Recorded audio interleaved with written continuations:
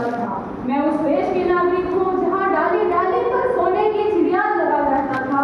मैं उस देश की नागरिक हूँ जिसे अपनी भूगोल से पहले इस ब्रह्मांड का भूगोल समझ में आता था।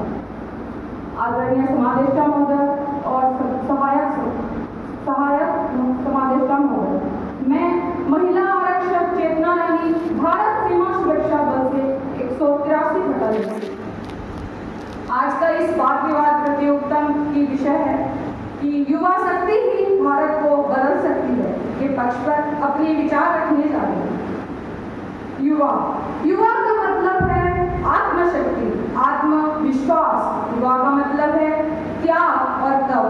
युवा का मतलब है भगत सिंह, झांसी रानी जैसा जोश। युवा का मतलब है स्वामी विवेकानंद जैसा होश। युवा का मतलब है अभिमन्यु जैसा तेज। युवा का मतलब है जुनून। युवा का मतलब है कैप्टन विक्रम बत्रा, गुंजन सक्सेना और कारगिल जैसा देशभक्ति।